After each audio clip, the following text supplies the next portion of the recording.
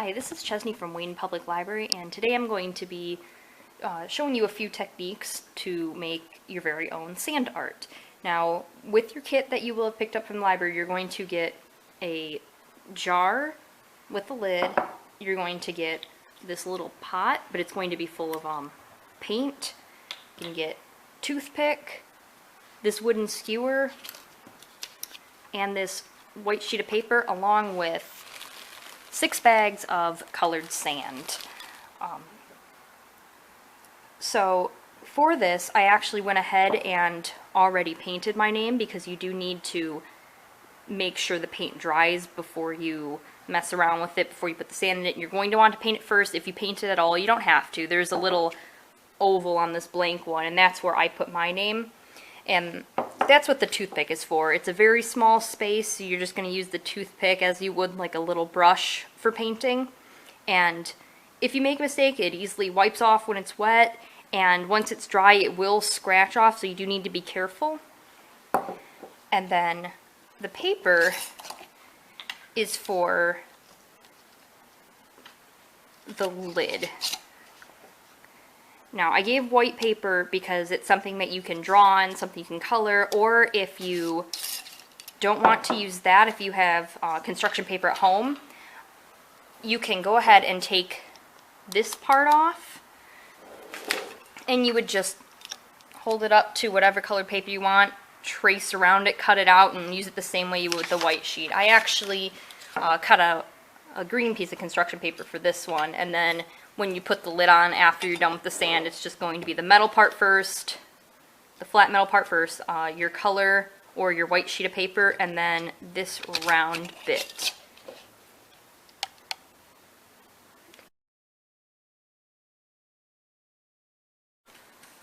Alright, for the first technique I'm going to be showing you, we're going to be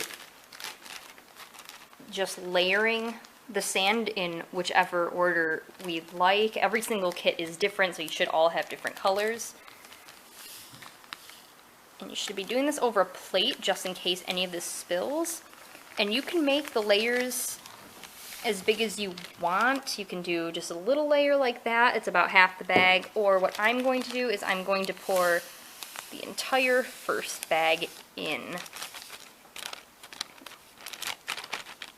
If you're not doing this over a plate, the next best place to do this would be outside, just so you don't make a mess everywhere. And I'm going to shake that and get that to lay flat. Do my next color.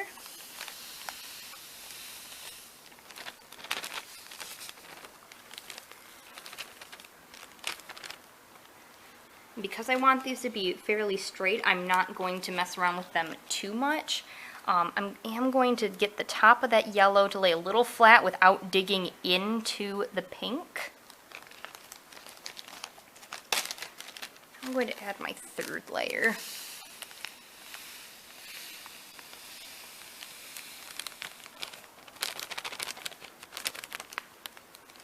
Same as the yellow, without digging in, I'm going to flatten that on the top. And then I'm just going to repeat those steps for my last 3 bags.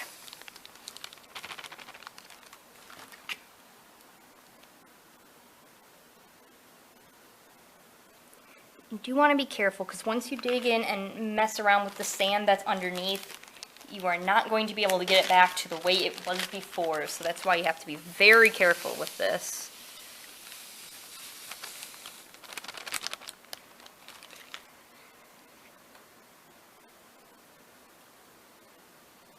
And then our final layer.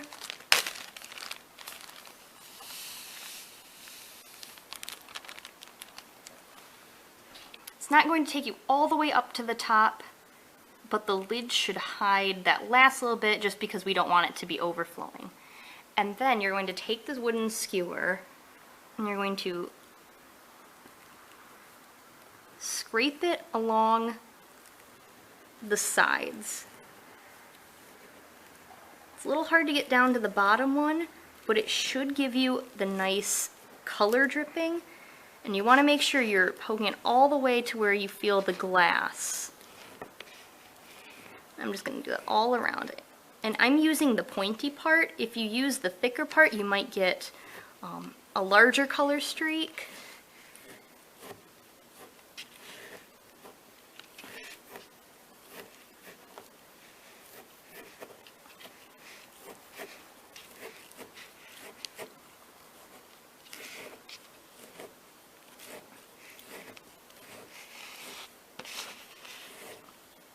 And there. That should give you a really cool melting color look for your jar of sand.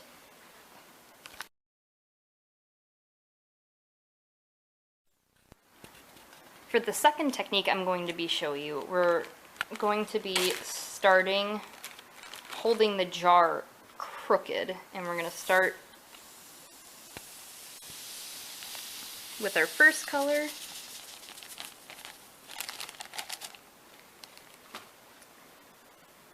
And get it to where it's crooked like this. We don't want it flat. And then you're going to take your second color.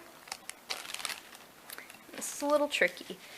You take your second color, and you're going to pour to where it fills like that, and you're going to straighten it out as you pour.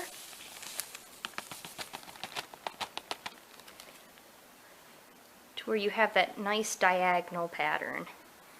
And then the same with my third color. Start like this and slowly tilt it.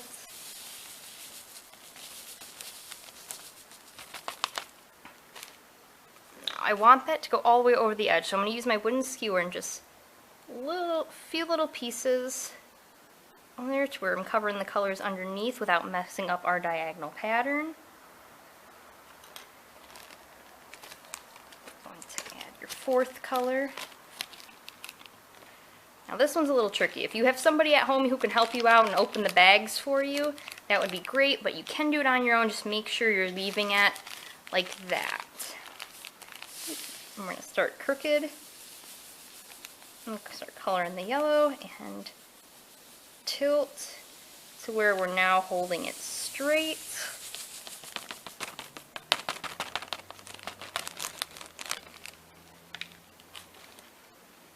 I want that to lay a little flatter.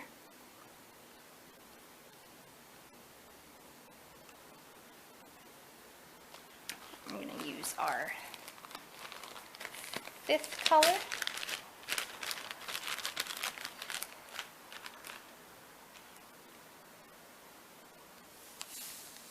I'm going to start covering it, and then once you get to the top, you're not going to want it to be as sharp, just so you have room for all 6 of them.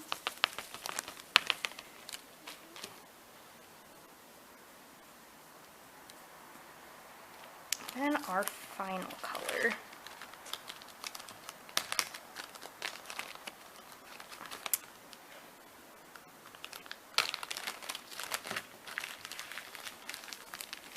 Alright, we're going to level it out just like we did the other ones, and I'm going to fill up the rest of the jar with it.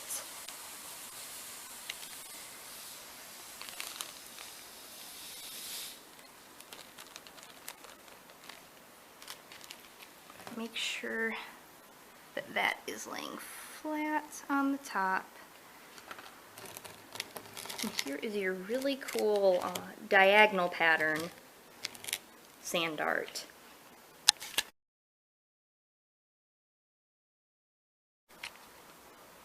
Here are my 2 completed sand art jars with the lids on, and these are great for decoration or as a gift for somebody. You can write your own name on them in paint, you can write somebody else's, or just make a little design.